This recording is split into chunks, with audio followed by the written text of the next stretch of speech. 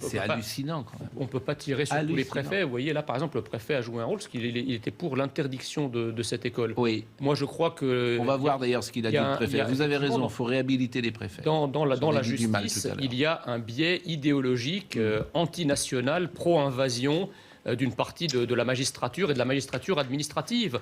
Voilà. Donc moi, mais si, je veux dire... Je vais vous répondre. Voilà, donc effectivement, c'est un centre islamiste turc qui s'installe et la justice oblige le préfet à l'installer. Je vous réponds. Je veux dire, alors, on nous dit que je termine, on nous dit que les juges sont juste là pour appliquer la loi. Ça n'est pas vrai. Ils ont un biais idéologique, encore une fois, très fort en faveur de l'islamisation, là en l'occurrence de la France. Voilà, il faut dire les choses telles qu'elles sont. Et d'ailleurs, pourquoi on ne donne pas le nom des juges ? Je sais pas, moi j'ai souvenir quand même que n'importe quel homme politique qui fait un écart de langage ou qui fait quelque chose de répréhensible, immédiatement les noms sont jetés en pâture dans la presse et dans les médias, etc. Là, on a l'impression qu'il y a une espèce d'immunité où les juges... Qui sont ces juges qui donnent ces décisions-là ? Ils ont appliqué le droit dans son état actuel. Ça veut dire qu'il faut changer le droit. Parce que islamiste, ça n'existe pas dans notre droit. Il n'y a pas un mot qui signifie islamiste pour la simple raison que on sait très bien que c'est compliqué à définir. Non, mais il ne faut pas être démagogue, Jean. Non, mais d'accord. Donc, ça n'oublie pas cette école. Oui, mais il faut aussi... On est quand même dans un état de droit. La réaction du maire, est-ce qu'on peut l'avoir, du préfet ? Ce discours, et pour moi, il est insupportable. Parce qu'on dit, bah oui, on dit les écoles hors contrat. Enfin, ça fait des siècles qu'on a des écoles hors contrat, catholiques, juives, etc. Ça n'a jamais posé de problème. Mais vous ne me répondez pas sur le droit. Voilà. J'ai pas dit que ça posait des problèmes. Il faut pas nous mettre dans le même sac. Je dis qu'Edorchi s'affole. Qu'est-ce qu'on a fait aux Algériens pour qu'ils ne veuillent pas nous rencontrer ? Clément Beaune, secrétaire d'État ou ministre, je ne sais plus, aux affaires européennes. Aux affaires européennes, il a dit qu'il fallait que tout ça se calme rapidement. Amélie de Montchalin, que j'ai entendu hier, a dit oui, il faut raison garder, etc. En fait, la France, dans les relations bilatérales avec l'Algérie ou même avec la Turquie, c'est un peu comme les relations d'un herbivore avec des carnivores, quoi. Voilà. C'est-à-dire qu'on se couche tout le temps, on est toujours... Mais là, qu'est-ce qu'il faudrait faire ? Mais attendez, il faut avoir une volonté politique. On est dans un monde qui est un monde féroce, qui est un monde où les États-nations, où Erdogan a sa politique étrangère qui est extrêmement agressive, où l'Algérie... Moi, je ne reproche pas à l'Algérie de demander ce qu'elle demande, et je ne reproche même pas à Erdogan d'être ce qu'il est. Je nous reproche à nous de ne plus rien vouloir et de ne faire que s'aplatir devant les oukases des pays étrangers. Qu'on s'aplatit. Voilà, bien sûr. Et alors juste sur les Algériens qui sont en France, ça pose en fait, le problème qu'on a avec l'Algérie... Qu'est-ce que vous appelez les Algériens qui sont en France ? Nous avons une communauté algérienne, soit de nationalité algérienne, soit binationale. Oui. Donc ça veut dire que nos relations avec l'Algérie ne relèvent pas exclusivement de relations diplomatiques, c'est aussi des relations intérieures.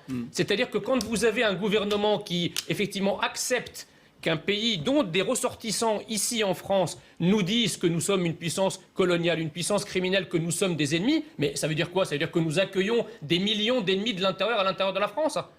C'est ça ce que ça veut dire. Rappelez-vous ce qu'a dit Emmanuel Macron à Alger, quand même, pendant la campagne. Et il surfe là-dessus, effectivement. Non seulement Emmanuel Macron ne met pas un cran d'arrêt à cela, mais il va en plus dans leur sens. Il a quand même parlé de crimes contre l'humanité, ce qui a été transformé par certains ministres algériens en Shoah. Il a dit certains ministres algériens disent que ce qu'a fait la France en Algérie, c'est pire que la Shoah. Non, mais vous vous rendez compte ? Eh bien, non. Département français. Mais vous savez, le rapport Stora qu'Emmanuel Macron a commandé, il devait avoir un pendant algérien. Ouais. C'est-à-dire que l'Algérie devait elle aussi produire un rapport sur les crimes, un rapport mémoriel sur les massacres, etc., du FLN de l'Algérie pendant la guerre. Vous savez qu'ils l'ont fait ? Vous croyez qu'ils l'ont fait ?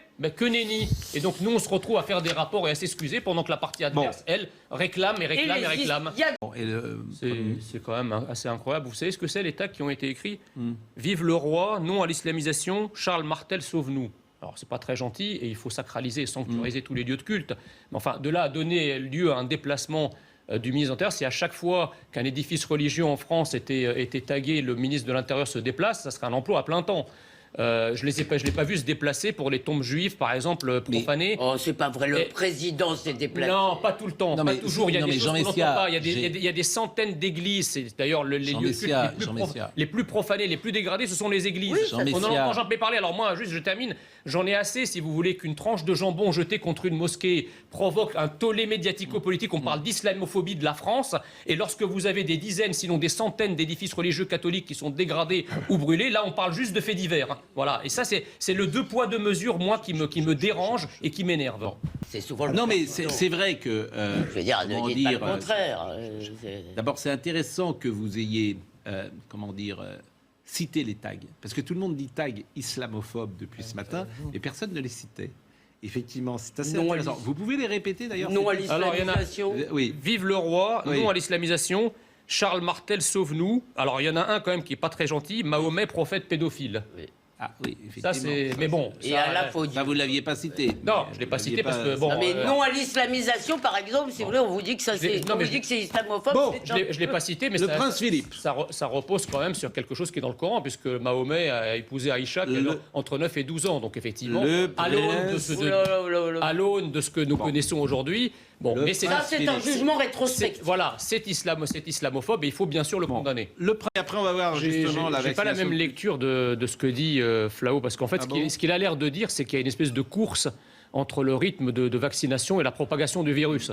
Donc, effectivement, à partir du moment où la vaccination traîne, vous avez le risque de faire apparaître, de généraliser des variants qui sautent la barrière de la vaccination. Donc, en fait, il fait il dit ce qu'on fait aujourd'hui. C'est-à-dire que, par exemple, la Grande-Bretagne, qui a vacciné au point quasiment d'atteindre l'immunité collective, parce que je crois que 60% de sa population a reçu une première dose, eh bien, il n'y a plus que 1735 nouveaux cas dans les dernières 24 heures. Et 7 morts, quand nous en avons 176 sur les dernières 24 heures. Claude... De toute façon, je termine, de toute façon, quoi qu'il en soit, et on est en train de nous refaire la même chose avec le variant brésilien. Exactement ce qui s'est passé avec la Chine il y a 1 an et demi.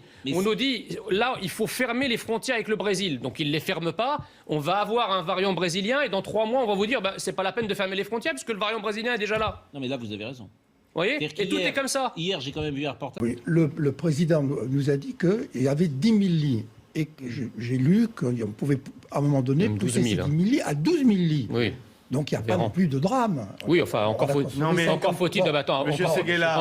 que ça s'avère, parce que vu les promesses qu'on a eues... Le drame, il est sur les déprogrammations. Parce que pour avoir 10 000 lits, il faut 80% de déprogrammation.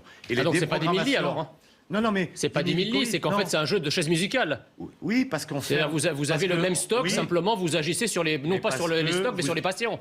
Il a pris un arrêté pour imposer le port du masque lors des promenades en forêt. Il a la liberté... Pascal, donc il a cette liberté. J'ai eu bu, là, c'est du genre. Mais moi, j'en ai ras-le-bol de ces gens, mais vous n'imaginez pas. Pascal, j'en ai ras-le-bol. Un préfet, il est là pour prendre la liberté qu'on lui donne. Voilà. S'il n'y a pas de règle générale et qu'on demande aux préfets chacun d'agir dans son coin, ils le feront. C'est des trouillards, des peureux. Voilà. Vous faites insulte à Jean Moulin. Non, mais il faut aussi, ils répondent aussi. Ça, je parle pas de Jean Moulin. Ils répondent aussi à une demande. Bon. C'est absolument, dégoûtant. Je voudrais quand même dire une chose importante à tous les gens qui nous écoutent, parce que la petite musique derrière, c'est pendant que les pauvres triment, les puissants se gobergent. Eh bien, je crois que c'est dans toutes les classes sociales, et heureusement, les plus pauvres ne sont pas tristes et sinistres, et ils ne font pas que bosser, ils passent aussi, ils voient leurs amis, ils font aussi des transgressions. Donc, assez cette histoire de puissance. Oui, sauf que la grande différence, c'est que les pauvres ne donnent pas de leçons. C'est ça le problème. C'est que ceux qui... Pourquoi on les critique ? Là, on n'est pas sur un ministre. Oui, mais enfin... Alain Duhamel a passé 50 ans à nous administrer des leçons sur toutes les chaînes, etc. Ça n'a strictement rien à voir. Si, parce que quand on donne des leçons, il faut accepter d'en recevoir. Voilà, c'est tout. Les pauvres dont tu parles, les gens qui travaillent, qui triment, comme tu dis, n'écument pas les plateaux télé. N'écument pas les plateaux télé en disant les Français sont ceci, les Français sont cela, les Français sont rétifs au changement, etc. Là, vous allez chercher des affects dégueulasses. Pas du tout. C'est ce que pensent beaucoup de Français. C'est l'esprit de la vie. Mais c'est tout. Voilà, tu peux un peu de temps en temps avoir une forme de respect. La carrière. Tu peux avoir une forme de respect devant quelqu'un. La carrière et l'intelligence. Attendez, la carrière et l'intelligence ne sauraient être une armure Non, mais vous dites donner des leçons, il ne donne pas plus de leçons que vous. Bah si, il donne des... Oui, mais d'accord, mais moi je fais pas la leçon aux Français, si vous voulez. Mais lui non plus, je vois pas pourquoi vous dites qu'il donne la leçon. Que le pays de la liberté sombre dans la délation, c'est grave. Ben, c'est la prohibition, là. Enfin, c'est un climat de prohibition. C'est comme les États-Unis dans les années 20. Voilà, à partir du moment où vous interdisez l'alcool, ben, vous avez des dispensaires d'alcool clandestins, d'alcool frelaté, etc. Voilà. Donc là, vous interdisez les gens d'aller au bistrot, d'aller au restaurant, de sortir, de se réunir à plus de 10. Ben, au bout d'un moment, la cocotte minute... Il n'y a pas que ça. Voilà, Non, mais il n'y a pas que ça.